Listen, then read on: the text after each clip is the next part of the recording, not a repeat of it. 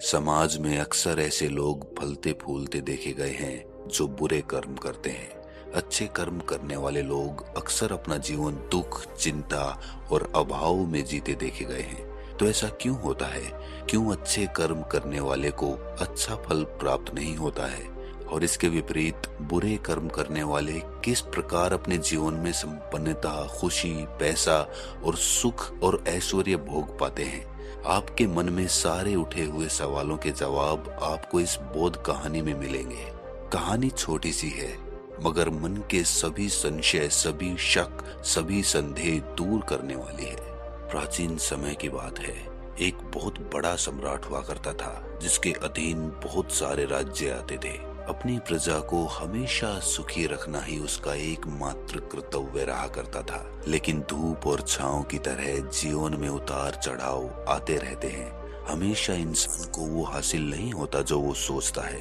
कई बार परिस्थितियां विपरीत हो जाती हैं और ऐसी ही परिस्थितियां उस सम्राट के सामने खड़ी हो गई थी। इतने वर्षों से जो प्रजा अपने धर्म का पालन करते हुए आ रही थी, अब वही प्रजा बागी हो गई थी। प्रजा में लूट, चोरी, डकैती और नफरत बढ़ने लगी थी और इसी वजह से उसके राज्य में अशांति फैलने लगी थी। सम्राट दिन रात चिंतित रहने लगा। उसे समझ में नहीं आता था कि वो अपनी प्रजा को किस प्रकार का उपदेश दे, किस प्रकार उन्हें समझाए कि मेहनत करने से ही जीवन में असली खुशी आती है। चोरी करना, डकैती करना, दूसरों से घूस लेना, रिश्वतखोरी या फिर दूसरों का हक मारना, ये सब बुरे कर्म होते हैं और इनका नतीजा भी बुरा ही होता है। लेकिन सम्राट तो ये बात समझ रहा था और जब वो अपनी प्रजा को ये बात समझाने की कोशिश करता तो उसकी प्रजा उसकी बात को समझ ही नहीं पाती थी। जब भी वो अपनी प्रजा को समझाने की कोशिश करता तभी उस प्रजा में से कोई ना कोई इंसान ऐसा सवाल पूछ लेता जिसका जवाब, जिसका उत्तर उस सम्राट के पास था ही नहीं।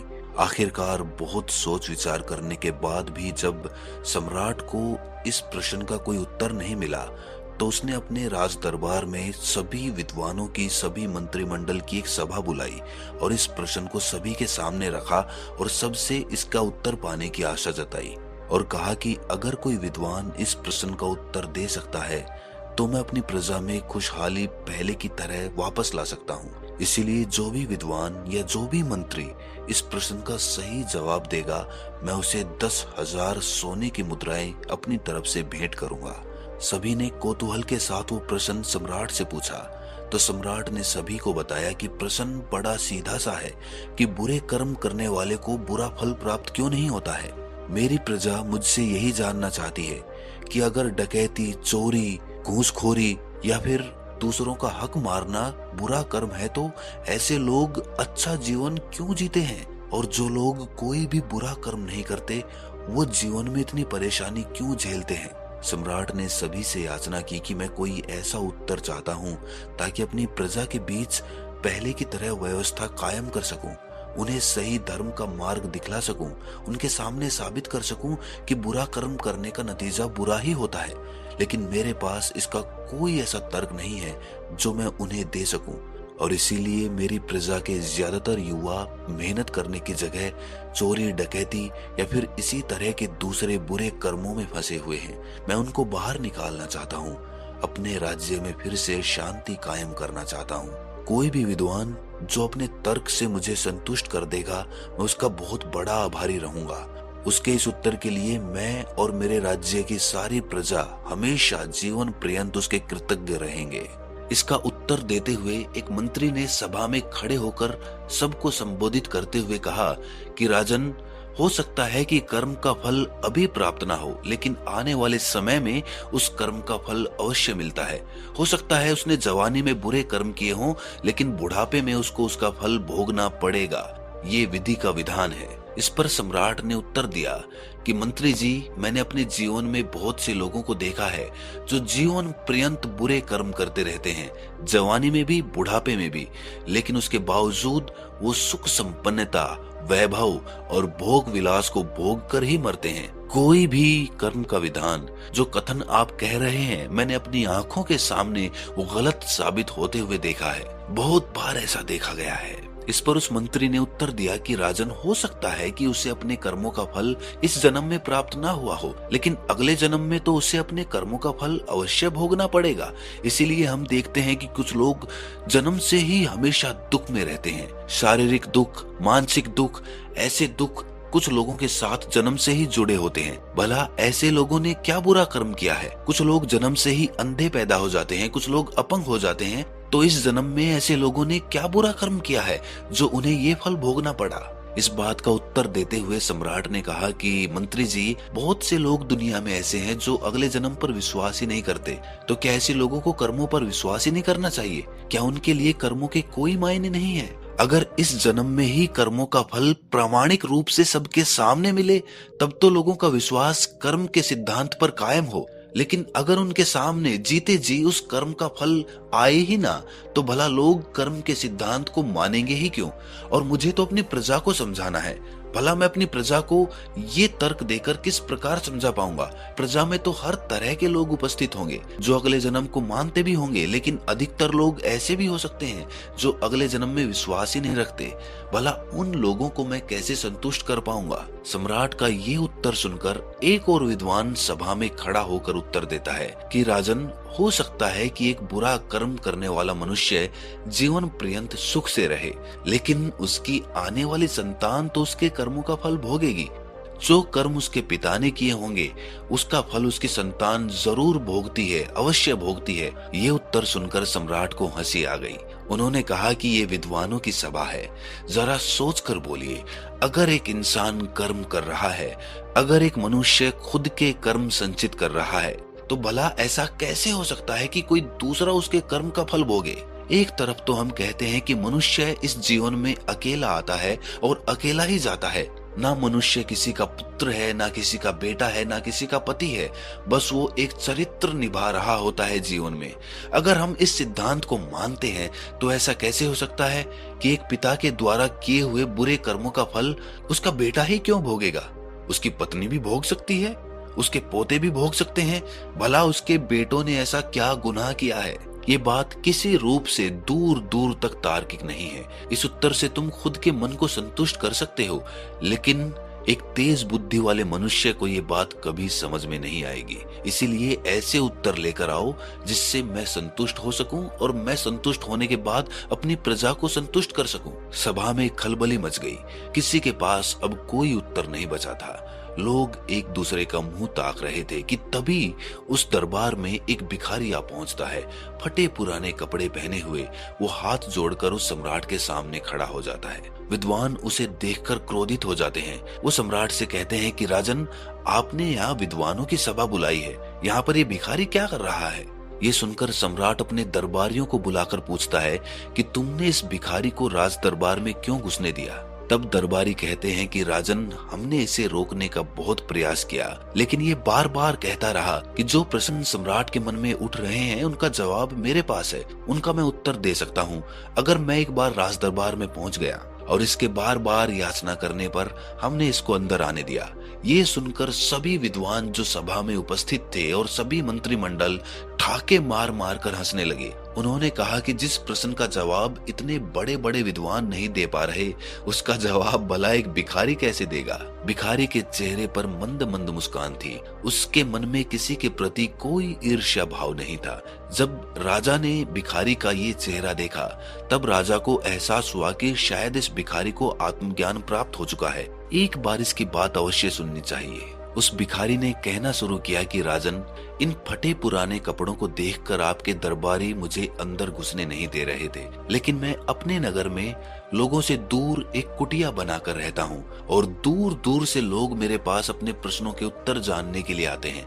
वहां भी मैं ऐसे ही फटे पुराने कपड़े पहनता हूँ, लेकिन वो लोग मेरी बड़ी प्रशंसा करते हैं। लेकिन इन फटे पुराने कपड़ों की अहमियत आपके राज्य में आकर खत्म हो गई। भला ऐसा क्यों है कि मेरे नगर में लोग मेरी इज्जत करते हैं और यहाँ पर लोग मुझे भिखारी समझते हैं? इंसान तो मैं वही हूँ, कर्म भी मैंने वही किए हैं, तो मेरे कर्मों का फल एक स्थान से दूसरे स्थान पर आने से बदल क्यों गया? क्या स्थान बदलने से कर्मों का फल भी बदल जाता है? बड़ा ही अद्भुत सवाल था। सभी विद्वान अवाक रह गए क्योंकि किसी के पास कोई उत्तर नहीं था। सम्राट ने सभी विद्वानों की तरफ देखा, लेकिन सबके चेहरे मुरझाए हुए थे। सम्राट ने उस भिखारी से ही पूछा कि महाशय जी, आप ही बताइए कि क्या स्थान बदलने से कर्मों का फल बदल जाता है। इस पर उस भिखारी ने कहा कि राजन, अगर स्थान बदलने से कर्मों का फल बदल जाता है तो फिर तो कर्मों का विधान, कर्मों का सिद्धांत एकदम गलत साबित हो जाता है। सिद्धांत का असली मतलब यही होता है कि जिस पर स्थान और समय का कोई प्रभाव ना पड़े। स्थान बदलने से कर्मों के फल नहीं बदलते हैं। कर्मों का फल प्राप्त करने के लिए सही माहौल या कहें कि सही वातावरण होना आवश्यक होता है। जब सही वातावरण या सही माहौल मिलता है तो कर्मों का फल अपने आप मिल जाता है। मेरे नगर में उस तरह के लोग हैं जो ज्ञान को महत्व देते हैं और यहाँ पर ऐसे लोग हैं जो दिखावे को महत्व देते हैं, पहनावे को महत्व देते हैं। और इसीलिए यहाँ पर वो वातावरण नहीं है जो मेरे नगर में था और इसीलिए मेरे कर्मों का फल मुझे मेरे नगर में तो मिल रहा था, लेकिन यहाँ आने के बाद उन कर्मों का कोई प्रभाव देखने को नहीं मिला। सही ऋतु आने पर ही पेड़ में फल लगते हैं। सम्राट को भिखारी की बात कुछ कुछ समझ में आने लगी थी और वो पूर्णतः उस बात को समझने के लिए उस भिखारी से कहता है कि महाशय जी, आप बड़े ही विद्वान मालूम पड़ते हैं। मैं आपकी बात का आशय कुछ कुछ तो समझ रहा हूँ, लेकिन पूर्णतः समझने के लिए आपको उदाहरण के माध्यम से मुझे समझाना होगा। अपनी बात को पूरी तरह से आपको स्पष्ट करना होगा, तभी सब लोग यहाँ पर आपकी बात को पूर्णतः समझ पाएंगे। वो भिखारी कहता है कि राजन, मान लो तुमने एक पौधा लगाया, उसमें अच्छा पानी दिया, अच्छी खाद दी, लेकिन उसके बावजूद उसमें फल नहीं लग रहे, तो क्या इसमें तुम्हारे कर्मों की कोई कमी है? तुम तो अपने कर्म कर रहे हो लेकिन उसमें फल फिर भी नहीं लग रहे। इसका क्या कारण हो सकता है? इसका कारण सिर्फ यही होता है कि तुमने तो अपना कर्म कर दिया। अब वो पौधा पेड़ बनेगा और सही ऋतु आने पर ही वो फल देगा। वो ऋतु उस पेड़ के लिए माहौल है, वातावरण है। जब सही वातावरण उसे मिलेगा तो अपने आप उसमें फल लगने लगेंगे। लेकिन वो ऋतु आने से पहले ही तुम सोचने लगो कि मेरे कर्मों का फल तो मुझे मिला ही नहीं और तुम निराश हो जाओ, तो इसमें तुम्हारी कमी है, क्योंकि सही वातावरण अभी मिला नहीं है। सही वातावरण, सही माहौल यानी कि सही ऋतु आने पर उसमें फल भी लगे। एक व्यापारी जितना मुनाफा आपके नगर में सामान बेचकर कमाता है, हो सकता है किसी गांव या किसी पिछड़े इलाके में जाकर वो उतना मुनाफा ना कमा पाए। आदमी तो वही है, कर्म भी वही है, तो फल भी उसे वैसा ही प्राप्त होना चाहिए था। जगह बदलने से माहौल और वातावरण का फर्क पड़ता है। सम्राट ने भिखारी से प्रश्न किया कि महाशय जी, एक बात बताइए, कर्मों का उचित फल प्राप्त करने के लिए वो वातावरण किस प्रकार से तैयार किया जाए? क्या हमारे वश में होता है कि हम वो वातावरण तैयार कर पाएं, वो माहौल पैदा कर पाएं? इस पर वो भिखारी कहता है कि राजन, तुम्हारे राज्य में बुरे कर्म करने वाले अच्छा फल प्राप्त कर रहे हैं, वो तरक्की कर रहे हैं, संपन्नता में अपना जीवन जी रहे हैं, और अच्छे कर्म करने वाले लोग दुखी हैं, बुरे कर्म करने वाले लोगों के द्वारा सताए जा रहे हैं। ये वातावरण, ये माहौल किसने पैदा किया? इसके पीछे जिम्मेदार कौन है? इसके पीछे राजन तुम्हारी व्यवस्था ही जिम्मेदार है।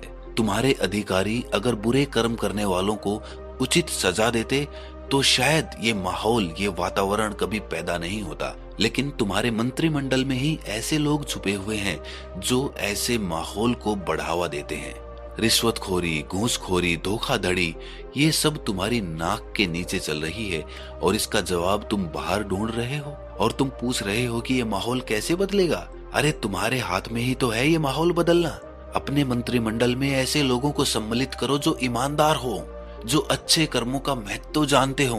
अगर तुम ये माहौल नहीं बदलोगे तो प्रकृति खुद बदल देगी, क्योंकि जब भी अधर्म अपनी अति पर चला जाता है तो धर्म फिर से स्थापित किया जाता है।